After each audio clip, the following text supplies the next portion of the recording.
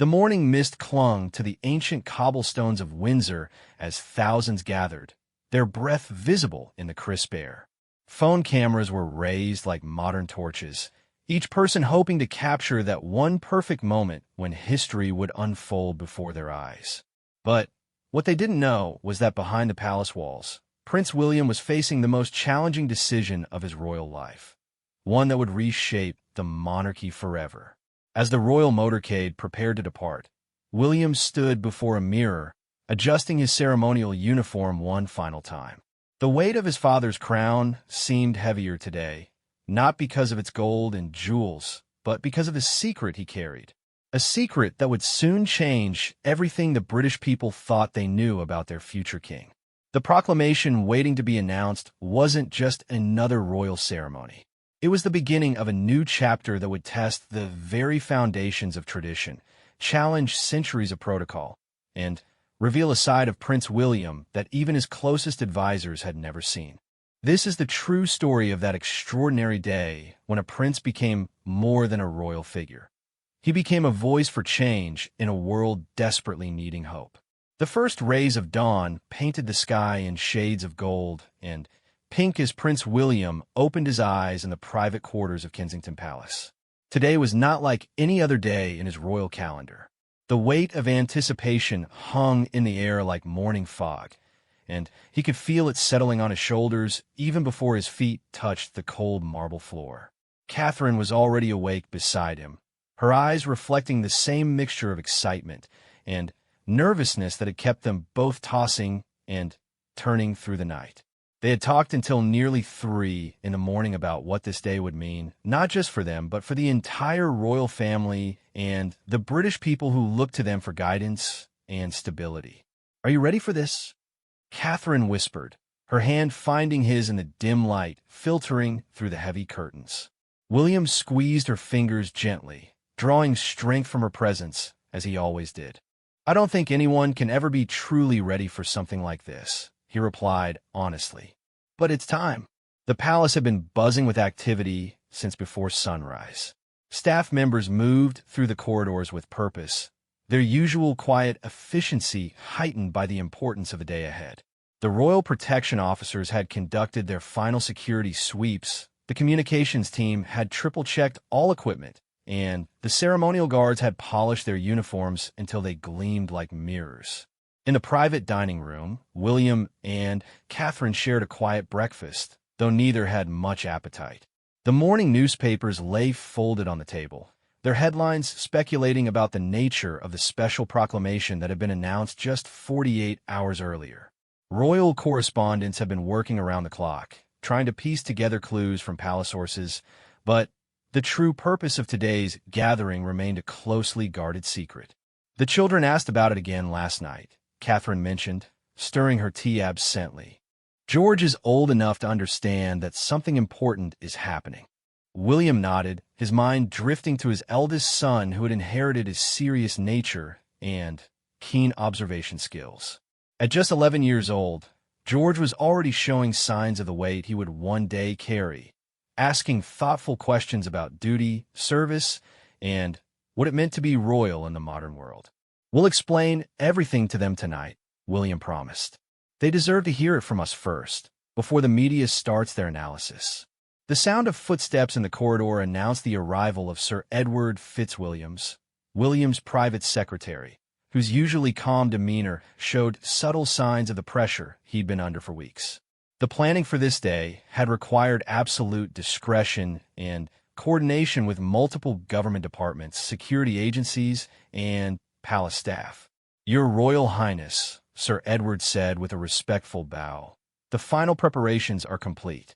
The motorcade will be ready at 10:30, and will arrive at Westminster at precisely 11:15 for the 11:30 proclamation." William rose from the table, his tall frame casting a long shadow across the room. He had inherited his father's height and his mother's compassion, a combination that served him well in his role as a modern royal. But today would test all of his training, all of his natural instincts, and all of his courage. In his dressing room, William's valet had laid out the ceremonial uniform with military precision. The deep blue fabric was adorned with gold braiding and medals that told the story of his service and commitment to the crown. As he dressed, William thought about the generations of royals who had worn similar uniforms, each facing their own moments of destiny. The Order of the Garter Star caught the light as he pinned it to his chest, its ancient symbolism a reminder of the oath he had taken to serve his country and its people above all else. Today's proclamation would be a fulfillment of that oath in ways that previous generations could never have imagined. A gentle knock at the door interrupted his thoughts. "Come in," he called, expecting to see his valet or perhaps Sir Edward with last-minute updates. Instead, his father, King Charles, entered the room, his own uniform impeccably arranged, his face showing both pride and concern in equal measure. The two men had grown closer in recent years, their shared understanding of duty and the unique pressures of royal life, creating a bond that went beyond the typical father-son relationship. "How are you feeling?" King Charles asked, his voice carrying the warmth that the public rarely got to see. "Nervous," William admitted honestly, "but certain that this is the right thing to do." King Charles moved to the window, gazing out at the crowds that were already beginning to gather in the distance. "Your mother will be proud," he said quietly. "This is exactly the kind of leadership she always believed you would provide." The mention of Princess Diana brought a familiar mix of sadness and determination to William's heart. Her legacy of compassion and her commitment to using her platform for meaningful change had shaped his own approach to royal duty. Today's proclamation was, in many ways, a continuation of the work she had started. She used to say that being royal wasn't about the titles or the ceremonies, William reflected. It was about the opportunity to make a real difference in people's lives. "And you're about to do exactly that," King Charles replied, turning back to face his son. "The decision you're announcing today will echo through history. It takes tremendous courage to challenge tradition, but even greater courage to know when tradition needs to evolve." The sound of vehicles assembling in the courtyard below signaled that departure time was approaching. William took one final look around the room that had been his refuge during the weeks of planning and preparation. The weight of the moment was settling on him now, but it felt different from the crushing pressure he had sometimes experienced in the past. This felt purposeful, righteous even. Catherine appeared in the doorway, radiant in a deep emerald dress that complemented William's uniform perfectly. She had chosen the color deliberately, knowing that every detail of their appearance would be analyzed and discussed by royal watchers around the world. But more than that, she wanted to project strength and unity as they faced this historic moment together. "The children are watching from a nursery window," she reported with a soft smile. "Charlotte made me promise to wave when we leave." William's heart swelled with love for his family, the anchor that kept him grounded in the surreal world of royal protocol and public scrutiny. Whatever happened today, whatever the reaction to his announcement, he knew that he would return home to the three people who mattered most to him. Sir Edward appeared again, this time with the final security briefing and timeline. "The crowds are larger than expected," he reported. "We've had to expand the security perimeter, but everything is proceeding according to plan. The Prime Minister has arrived at Westminster, along with the Archbishop of Canterbury and the other dignitaries." William nodded, accepting the weight of responsibility that came with having so many important figures gathered to hear his words. The guest list for today's proclamation read like a who's who of British society, from government ministers to religious leaders, from military commanders to representatives of charitable organizations. As they made their way through the palace corridors toward the main entrance, William noticed the way staff members stopped their work to offer respectful nods and encouraging smiles. Many of them had served the royal family for decades, witnessing moments of triumph and tragedy, celebration and controversy. Their support meant everything to him. The main doors of the palace opened to reveal the motorcade waiting in the courtyard, the vehicles polished to mirror brightness, the royal standard flying proudly from the lead car. Photographers and television crews had been positioned at strategic points, their long lenses ready to capture every moment of the departure. William paused at the threshold, taking in the scene that would soon become part of royal history. The crisp November air carried the sound of distant crowds, their voices a mixture of excitement and anticipation. Somewhere in that sea of people were families who had traveled hundreds of miles for this moment, royal enthusiasts who had camped overnight to secure the best viewing spots, and ordinary citizens whose lives might be changed by what he was about to announce. "Ready?" Catherine asked, slipping her hand into the crook of his arm with the practiced grace that came from years of public appearances. "Ready," William replied, though his heart was beating faster than usual as they stepped into the bright morning light. The walk to the car seemed both endless and instantaneous. Camera flashes exploded around them like fireworks, and he could hear the distant roar of the crowds growing louder as news of their departure spread through the city. This was the moment when their private preparation became public reality, when months of careful planning transformed into immediate, irreversible action. As the motorcade pulled away from Kensington Palace, William caught sight of his children in the nursery window, just as Catherine had promised. Charlotte was pressed against the glass, her small hand waving enthusiastically, while George stood beside her with a solemn expression that reminded everyone who saw it that he was destined for great responsibility himself one day. The route to Westminster had been carefully planned to take them through some of London's most historic neighborhoods, past landmarks that had witnessed centuries of royal history. As they drove through Hyde Park, William noticed families gathered on blankets, picnic lunches forgotten as they craned their necks to catch a glimpse of the royal motorcade. "Look at them all," Catherine observed, her voice filled with wonder despite the many public appearances they had made together over the years. "They really care about what happens today." William followed her gaze to see an elderly man in a worn military uniform standing at attention as their car passed, his salute sharp and proud. Beside him, a young girl held a handmade sign that simply read, "Thank you," in colorful crayon letters. These were the people he served, the reason why today's announcement mattered so much.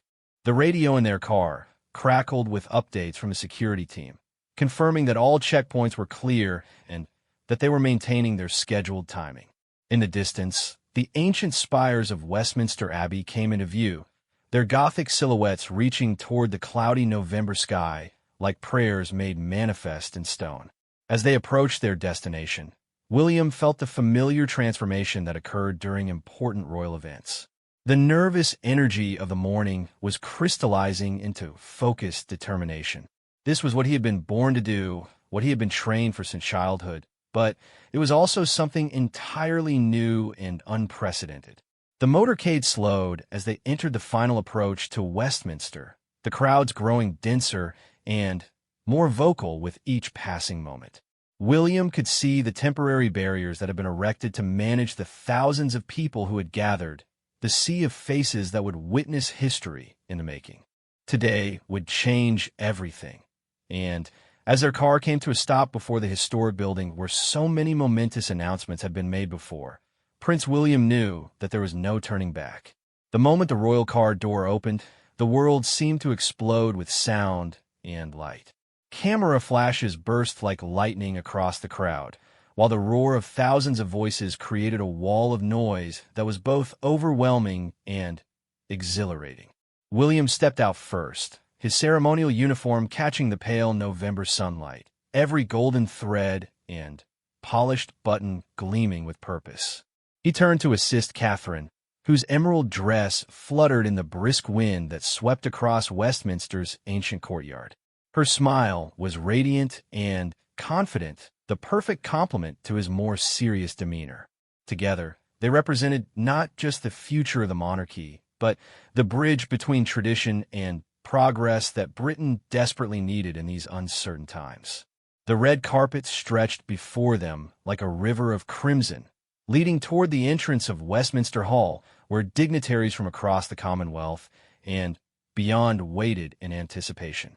Royal protection officers moved with practiced precision around the perimeter, their eyes constantly scanning the crowd for any sign of danger, while ceremonial guards stood at attention like living statues in their scarlet uniforms and towering bearskin hats. Archbishop of Canterbury Michael Thornton approached them first, his robes rustling softly as he walked. His face carried the weight of someone who had been entrusted with significant knowledge, for he alone among the gathered crowd knew the full scope of what Prince William was about to announce. Their conversation the previous evening had lasted well into the night, discussing not just the practical implications of today's proclamation, but its moral and spiritual dimensions as well. "Your Royal Highness," the Archbishop said with a respectful bow, his voice barely audible above the crowd noise. "Are you prepared for what lies ahead?" William nodded solemnly. "As prepared as one can be for something that has never been done before." Prime Minister Sarah Henderson joined them next, her usually composed political demeanor showing subtle signs of the tension that had been building in government circles since the palace had first approached her office about today's announcement. The coordination required between Buckingham Palace and Downing Street had been unprecedented, involving constitutional lawyers, parliamentary experts, and security specialists from multiple agencies. "The nation is watching," she said simply, her words carrying both encouragement and warning. "Whatever happens today will define not just your reign, but the relationship between the monarchy and the British people for generations to come." As they moved closer to the entrance, William caught sight of familiar faces in the crowd of dignitaries. Commonwealth representatives stood alongside European ambassadors, their presence a testament to the international significance of whatever was about to unfold. He recognized the Governor-General of Canada, the High Commissioner of Australia, and delegates from New Zealand, South Africa, and other nations that still recognize the British crown as their head of state. The media presence was unlike anything Westminster had seen since the Queen's funeral. International news networks had positioned cameras at every possible angle, their reporters speaking in dozens of languages as they provided live coverage to audiences around the globe. The BBC's royal correspondent, Sarah Mitchell, was positioned near the main entrance, her familiar voice carrying across the courtyard as she provided context for viewers who were trying to understand the significance of this unprecedented gathering. Inside Westminster Hall, the scene was no less impressive. The ancient building, which had hosted everything from coronation banquets to lying in state ceremonies, had been transformed into a modern venue for royal proclamation. Rows of chairs faced a simple podium that had been positioned at the far end of the hall, beneath the magnificent hammerbeam roof that had been witnessing British history for over 900 years. The guest list read like a directory of British influence and power. Members of Parliament sat alongside military officers. Business leaders shared rows with charitable organization directors, and religious leaders from multiple faiths occupied places of honor near the front. Each person present had been specifically chosen for their role in British society and their potential to help implement whatever changes Prince William was about to announce. Lady Margaret Worthington, the Lord Chamberlain, approached with the final ceremony details. Her usually unflappable demeanor showed signs of the enormous pressure she had been under to coordinate this event while maintaining absolute secrecy about its true purpose. The palace staff had been working 18-hour days for weeks, managing everything from security protocols to media access, from guest accommodations to catering arrangements. "The hall is ready, Your Royal Highness," she reported. "We have representatives from every major institution in British society, along with Commonwealth delegates and international observers. The timing remains as planned, with the proclamation beginning at exactly 11:30. William checked his watch, noting that they had just under 10 minutes before he would step up to the podium and change the course of royal history. The weight of those minutes felt enormous, each second bringing him closer to a moment that could never be undone. Catherine squeezed his arm gently, her touch grounding him in the present moment. She had been his anchor throughout the planning process, offering both emotional support and practical advice drawn from her own experience navigating the complexities of royal life. Her background as a commoner who had married into the royal family gave her a unique perspective on how the British people might react to dramatic changes in royal protocol. "Remember what we talked about?" she whispered. "This isn't about changing who you are. It's about revealing who you've always been. The final security check was completed, and Sir Edward approached with a bound document that contained the official text of the proclamation. The speech had been written and rewritten dozens of times, with input from constitutional experts, communication specialists, and even historians who could provide context about how similar announcements had been received in the past. But this wasn't really similar to anything that had come before. What Prince William was about to announce would challenge assumptions about royal duty that had remained unchanged for centuries. It would force the British people to reconsider their relationship with the monarchy and perhaps even their understanding of leadership itself. As they entered Westminster Hall, a hush fell over the assembled crowd. The sight of Prince William in his full ceremonial dress, walking alongside Catherine, whose elegance commanded respect from even the most hardened political veterans, created a moment of pure theater that reminded everyone present why the monarchy had endured for over 1,000 years. The procession moved slowly down the central aisle, allowing time for photographers to capture the historic moment and for the gathered dignitaries to fully appreciate the gravity of what was about to unfold. William made eye contact with several familiar faces as he passed, offering subtle nods of acknowledgement to people who had supported him throughout his royal career. Near the front of the hall, he spotted Lord Christopher Ashworth, the former archbishop who had provided spiritual guidance during some of the most challenging periods of William's life. Their conversations about duty, service, and the moral obligations of leadership had helped shape the decision that led to today's announcement. Also present was Dame Patricia Holloway, the director of the mental health charity that had become one of Catherine's most important patronages. Her work in breaking down stigmas around mental health treatment had inspired much of the thinking behind today's proclamation, demonstrating how royal influence could be used to create meaningful social change.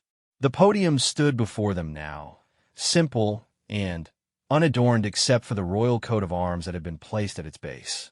Behind it, the ancient stone walls of Westminster Hall seemed to lean in with anticipation, as if the building itself understood the historical significance of what was about to occur within its walls. A small table beside the podium held the official documents that would need to be signed following the proclamation, along with the ceremonial pen that had been used for royal signatures dating back to King George VI. Everything had been planned with meticulous attention to detail, ensuring that this moment would be remembered not just for its content, but for the dignity and respect with which it was conducted. The television cameras were positioned to capture every angle, their red recording lights creating a constellation of attention focused on the royal couple as they took their positions.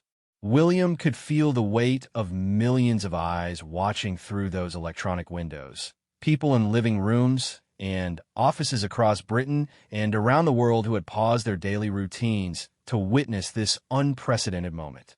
Sir Edward stepped forward to the microphone, his voice carrying clearly through the hall's excellent acoustics as he began the formal introduction.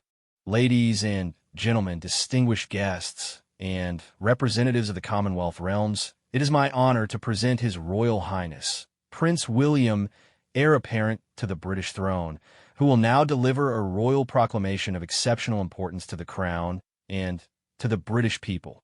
The applause that followed was respectful, but restrained, reflecting the serious nature of the gathering.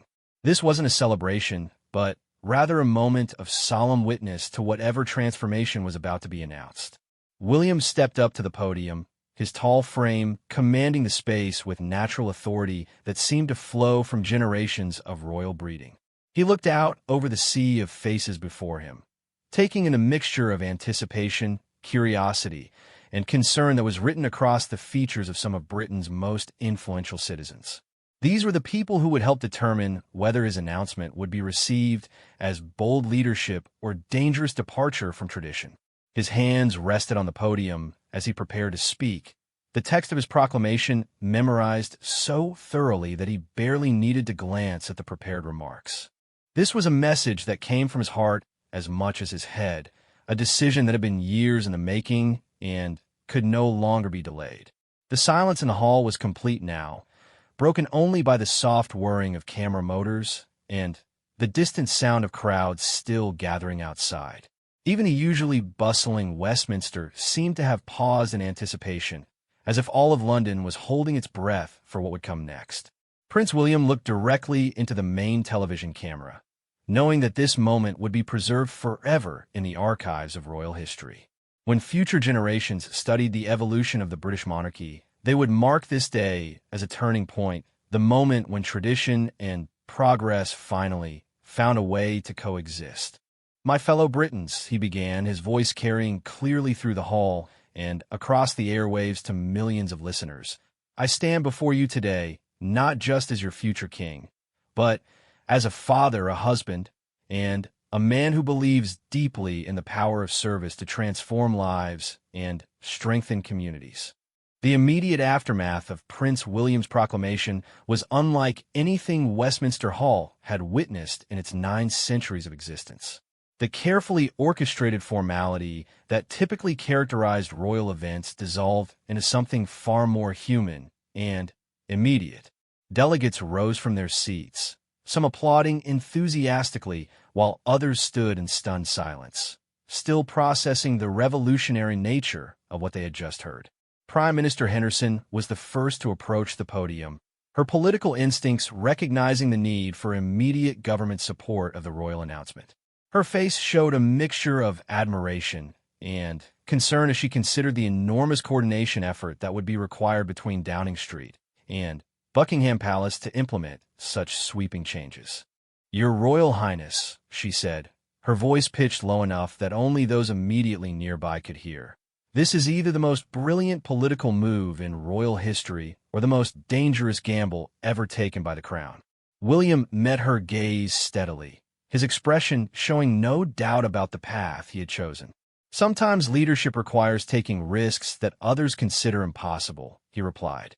"The alternative is slow irrelevance and eventual extinction of the monarchy as a meaningful institution."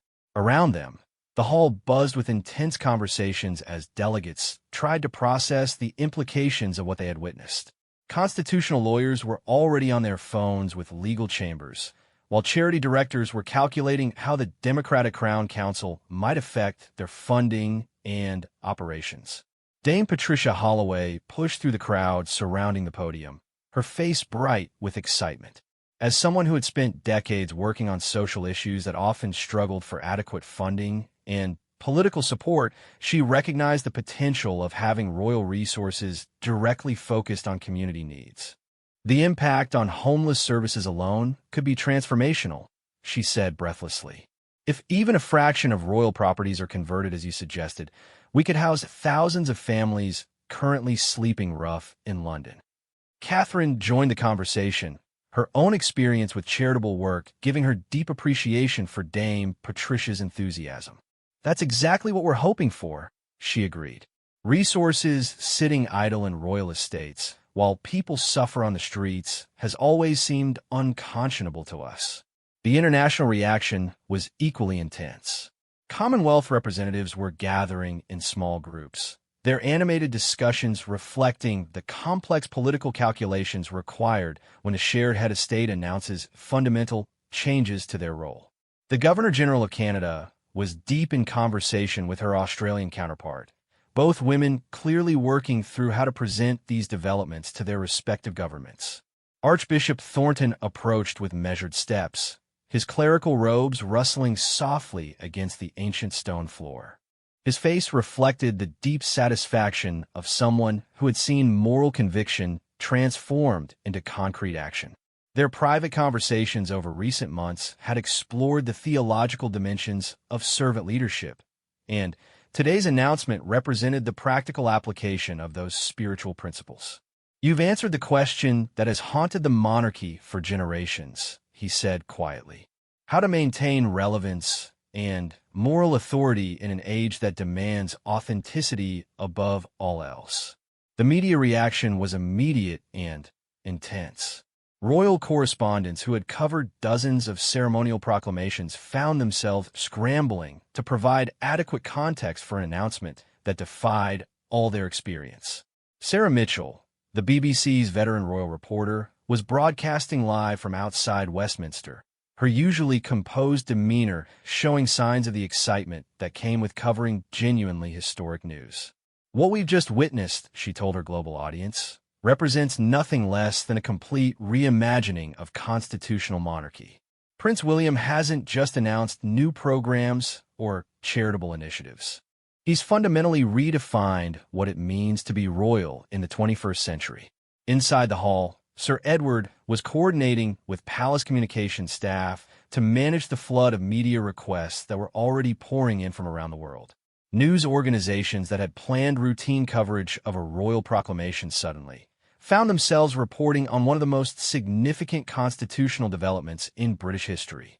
The signing ceremony that followed the speech was conducted with appropriate solemnity, though the atmosphere remained charged with the energy of momentous change.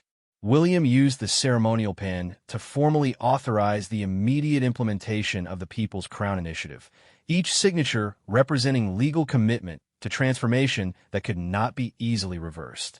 Lord Christopher Ashworth observed the signing with particular interest, understanding better than most the spiritual dimensions of what William was undertaking. The former archbishop had counseled many political leaders through moments of crisis and decision, but he had never seen anyone voluntarily surrender such enormous privilege in service of a higher purpose. Leadership through sacrifice rather than authority, he murmured to himself, recognizing the profound theological implications of William's choice. This is what servant leadership actually looks like when applied to constitutional power. As the formal ceremony concluded, spontaneous conversations erupted throughout the hall. Military officers discussed the implications of having royals trained as emergency responders, while business leaders debated the economic impact of redirecting royal investments towards social infrastructure. Lady Margaret Worthington was already immersed in the logistical challenges that lay ahead. The coordination required to implement William's five-point program would test every system and protocol that the palace had developed over decades of careful operation. But her expression showed determination rather than anxiety, recognizing that this moment called for boldness rather than caution. "We'll need to completely restructure the household staff," she told Sir Edward during a brief consultation near the hall's entrance. "Half of our current protocols become irrelevant when the goal is community integration rather than ceremonial distance." The international diplomatic implications were becoming clearer as well.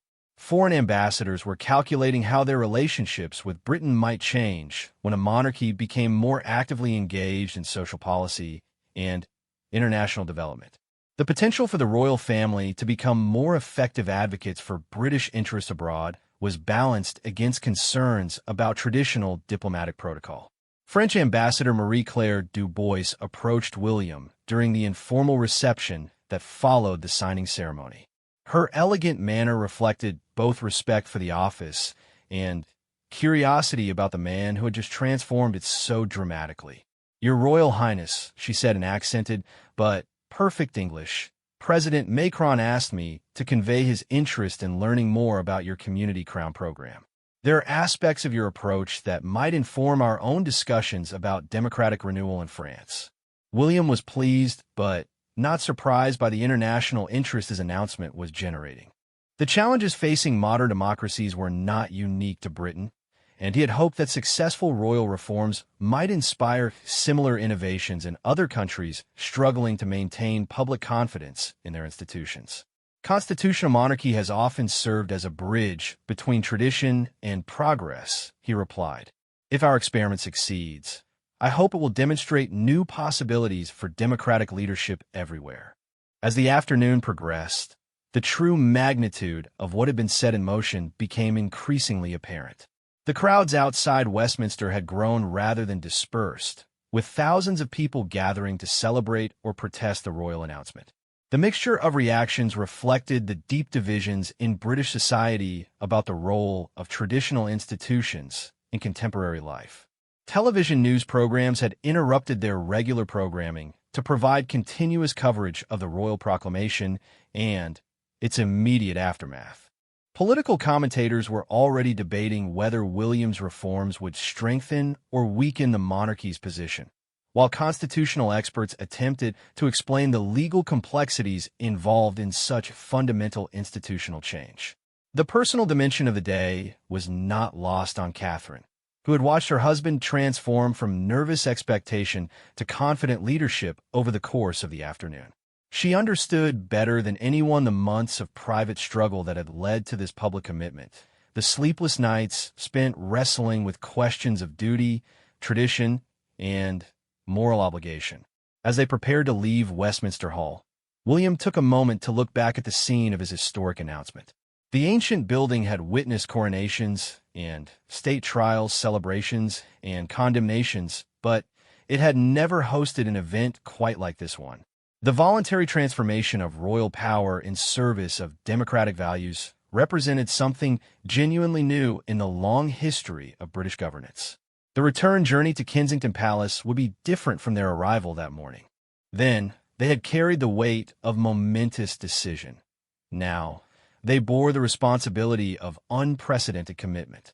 The crowds lining their route had heard the radio broadcasts and seen the television coverage, and their reactions ranged from enthusiastic cheering to thoughtful silence. "No regrets?" Catherine asked quietly as their motorcade moved through the London streets. William considered the question seriously, weighing the magnitude of what he had just committed to against the moral certainty that had driven his decision. "None whatsoever," he replied firmly. "Whatever challenges lie ahead, I know we're moving in the right direction." The sight of protesters gathered outside Buckingham Palace served as a reminder that not everyone supported the dramatic changes he had announced. Traditional monarchists held signs declaring their opposition to what they saw as the degradation of royal dignity, while Republican activists seemed uncertain whether to celebrate the democratization of royal power or continue demanding its complete abolition. But the larger crowds were clearly supportive, their enthusiasm reflecting genuine excitement about the possibility of a monarchy that actively participated in solving social problems rather than simply symbolizing national unity. Young families held children on their shoulders, pointing toward the royal car and explaining that they were witnessing history in the making. As they approached Kensington Palace, William could see his children watching from their familiar positions at the nursery window. The sight of George, Charlotte, and Louis brought him back to the deeply personal motivations that had driven his public commitment. This was ultimately about the world he wanted to leave for them, a society where inherited privilege came with meaningful responsibility and genuine service. The transformation had begun, and there was no turning back. The People's Crown Initiative would now move from bold vision to practical reality, testing whether constitutional monarchy could indeed evolve to meet the demands of democratic societies in the 21st century. The transformation that began with Prince William's historic proclamation at Westminster Hall would prove to be even more far-reaching than anyone had imagined on that crisp November morning. Within hours of his announcement, the digital response was overwhelming. The palace website crashed under the weight of traffic from millions of people trying to learn more about the People's Crown Initiative, while social media platforms buzzed with reactions ranging from enthusiastic support to fierce opposition. By evening, international news organizations were sending special correspondents to London to cover what many were calling the most significant constitutional development in the English-speaking world since American independence. The hashtag People's Crown was trending globally in 17 languages, and constitutional scholars from universities around the world were offering commentary on the legal and political implications of William's revolutionary approach. The immediate practical challenges were immense. Sir Edward found himself coordinating with government departments that had never previously needed to work closely with the palace, while Lady Margaret Worthington was redesigning centuries-old protocols to accommodate royals who would soon be living and working in ordinary communities rather than isolated estates. The first test came exactly 24 hours later, when Prince William reported for duty at an ambulance station in Tower Hamlets, one of London's most economically challenged boroughs. He had spent the previous evening completing an intensive emergency medical training course, learning basic life support techniques, and familiarizing himself with the equipment he would help operate. The scene outside the ambulance station was surreal. Media crews from around the world were positioned behind barriers, their cameras capturing the unprecedented sight of a future king putting on a paramedic uniform and preparing to respond to genuine emergency calls. But the real test would come when the cameras couldn't follow, during actual emergency responses where lives might depend on his training and competence. Station Commander Rachel Torres had been briefed extensively on security protocols, but she was determined that William would be treated like any other volunteer once he stepped inside the station. Her 20-year career in emergency services had taught her that competence and dedication mattered more than titles or background, and she intended to hold the prince to the same standards as every other member of her team. "Your Royal Highness," she said as William entered the station, "welcome to Tower Hamlet's emergency services. For the next 12 hours, your volunteer medic wails, and I expect the same commitment and professionalism I demand from everyone who serves this community." The use of his former military designation rather than his royal title was deliberate, emphasizing that he was there to work rather than to conduct a ceremonial visit. William appreciated the directness, understanding that earning respect in this environment would require proving himself through action rather than relying on inherited authority. His first call came within an hour, an elderly man experiencing chest pain in a fourth-floor flat with no elevator. As William helped carry equipment up the narrow stairs, he felt the weight of genuine responsibility that came with being needed rather than simply honored. The man's wife clutched William's hand while the senior paramedic performed cardiac evaluation, her fear and gratitude creating an emotional connection that no amount of ceremonial training could have prepared him for. Back at Kensington Palace, Catherine was managing her own transformation. The Community Crown program required her to select a working-class neighborhood where she would establish a permanent residence and integrate into the local community as much as security considerations would allow. After extensive consultation with local leaders, she had chosen Oldham, a former industrial town in Greater Manchester where unemployment remained high and community resources were stretched thin. The house selected for the royal residence was a modest 3-bedroom terrace home on a street where neighbors included a school teacher, a retired factory worker, a single mother working 2 part-time jobs, and an elderly couple struggling with medical bills. The contrast with palace life could not have been more dramatic, but Catherine was determined to make the experiment work. Her first week in Oldham provided a crash course in the realities of modern British life that no amount of royal briefings could have conveyed. Standing in line at the local grocery store, she learned about the practical impact of food inflation on family budgets. Attending a parent-teacher conference at the local primary school, she discovered the challenges facing educators trying to serve children from struggling families with inadequate resources. But perhaps most importantly, she experienced the genuine warmth and community spirit that existed in places that rarely receive positive media attention. Her neighbor Mary Patterson, the single mother working 2 jobs, invited Catherine for tea and shared stories about the mutual support networks that helped families survive economic hardship. "You know, love," Mary said during one of their conversations, "most of us never expected to see someone like you living on our street. But you're just another mom trying to do right by her kids, aren't you?" The simplicity and truth of that observation struck Catherine deeply. Stripped of ceremony and protocol, royal life revealed itself as a variation on universal human themes: love, responsibility, the desire to contribute meaningfully to something larger than oneself. Meanwhile, the Democratic Crown Council was taking shape with remarkable speed. Elected representatives from constituencies across Britain were arriving in London for the first series of meetings that would determine royal priorities for the coming year.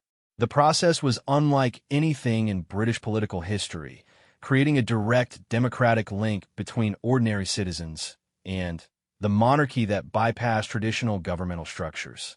The initial sessions were held in a conference center in East London rather than a palace, emphasizing the community-focused nature of the enterprise. Council members included a nurse from Scotland, a teacher from Wales, an unemployed steel worker from Yorkshire, a small business owner from Cornwall, and dozens of other representatives chosen by their neighbors to speak for local needs and aspirations.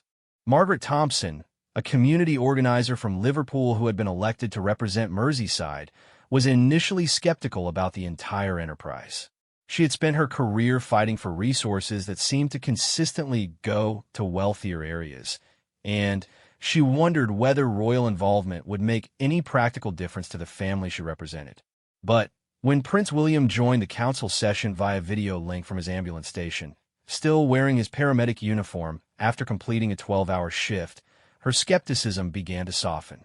Here was someone who was clearly willing to do more than offer symbolic support for community needs. "What we need in Liverpool," she told him directly, "is not another charity gala or royal visit.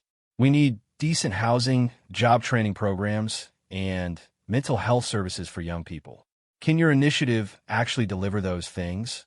Or is this just elaborate publicity?" William appreciated her directness, recognizing that earning credibility with community leaders would require concrete results rather than good intentions. "Margaret," he replied, "those are exactly the kinds of practical needs that royal resources should address. Let's work together to identify specific properties and funding sources that can make a real difference in Merseyside." The conversation that followed lasted 2 hours and resulted in a detailed plan to convert a disused royal estate outside Liverpool into a combination affordable housing development and job training center. The project would be funded through royal investments and operated through partnerships with local organizations that understood community needs better than any palace bureaucracy ever could. Similar conversations were happening across the country as the People's Crown Initiative moved from aspiration to implementation. In Birmingham, construction had already begun on the first community crown residence, where Prince Harry would soon take up residence while training as a youth counselor. The building site was deliberately placed in one of the city's most challenging neighborhoods, sending a clear message about royal commitment to addressing rather than avoiding social problems. The Royal Transparency Project was also producing remarkable results. The publication of detailed royal financial information had revealed both the enormous resources available to the monarchy and the surprisingly modest personal spending of family members. Critics who had assumed lavish personal expenses were surprised to discover that most royal expenditure went towards staff salaries, property maintenance, and ceremonial obligations rather than luxury consumption. More importantly, the Transparency Initiative had identified millions of pounds in royal investments that could be redirected towards social infrastructure without compromising the monarchy's financial security. Investment managers who had focused primarily on maximizing returns were now tasked with balancing profit with social impact, a change that was already influencing broader discussions about responsible investing throughout British financial markets. The Skills Crown Initiative was perhaps the most visible aspect of William's reforms. Television news regularly featured updates on royal family members learning practical trades and professional skills that would allow them to contribute directly to emergency responses and community needs. Princess Anne was training as a veterinarian to support rural communities, while Prince Edward was learning construction techniques that would help with housing development projects. But it was King Charles's decision to join the Skills Crown Initiative that truly captured public imagination. At an age when most people were considering retirement, the king enrolled in a master's program in environmental engineering, dedicating himself to becoming qualified to lead the monarchy's response to climate change challenges. "If we're asking the British people to trust us with a larger role in solving their problems," he explained during a rare interview, "then we need to prove that we're willing to do the hard work of developing genuine expertise rather than relying on ceremonial authority." The international response to Britain's royal revolution continued to evolve as other constitutional monarchies studied the British experiment with intense interest. Crown Princess Victoria of Sweden visited one of the community crown residences, while the Dutch royal family sent observers to study the Democratic Crown Council model. But perhaps the most significant international development came when the President of Ireland announced that his government was exploring ways to adapt some aspects of the People's Crown Initiative to their own presidential system. The idea of elected leaders living and working in ordinary communities, rather than maintaining symbolic distance from the people they served, was resonating far beyond the boundaries of constitutional monarchy. Critics of the royal revolution remained vocal and organized. Traditional monarchist organizations argued that the changes diminished royal dignity and threatened the ceremonial functions that had sustained the monarchy for centuries. Some constitutional scholars warned about the legal complexities of royals taking on quasi-governmental roles, while others questioned whether the reforms might inadvertently strengthen Republican arguments by making the monarchy more like ordinary politics. But opinion polling suggested that public support for William's reforms was growing rather than diminishing as people saw concrete results. The sight of Prince William responding to medical emergencies, Catherine advocating for better schools in Oldham, and King Charles studying engineering textbooks seemed to resonate with British values of hard work and practical contribution. The true test of the People's Crown Initiative would come during the first major crisis that required royal response. That test arrived sooner than anyone expected, when flooding in the Lake District displaced thousands of families and overwhelmed local emergency services. Instead of offering traditional royal sympathy and ceremonial visits, the newly trained royal family deployed as qualified emergency responders, working alongside professional rescue teams to evacuate residents and provide medical care. The images of Prince William helping to sandbag flood defenses while wearing his paramedic uniform, and Catherine organizing emergency shelter operations based on her community organizing experience in Oldham, provided powerful evidence that royal reform was producing genuine rather than symbolic change. As the first anniversary of the Westminster Proclamation approached, the transformation of British monarchy seemed irreversible. The People's Crown Initiative had not only survived its initial implementation challenges, but had exceeded most expectations for meaningful reform. International interest remained intense, with delegations from around the world studying the British model for insights into democratic renewal and institutional adaptation. But perhaps the most important measure of success was the changed relationship between the royal family and ordinary British citizens. The monarchy that had once seemed distant and ceremonial had become an active partner in addressing social challenges, earning respect through service rather than demanding it through tradition. William's gamble had succeeded beyond his boldest hopes, proving that constitutional monarchy could indeed evolve to meet the demands of democratic societies in the 21st century. The People's Crown had become more than a slogan or program. It had become a new model for leadership that balanced inherited responsibility with earned authority, traditional ceremony with practical service. The revolution that began with a single speech at Westminster Hall had transformed not just the British monarchy, but the very concept of what it meant to serve the public good in an age that demanded authenticity above all else. And this was only the beginning.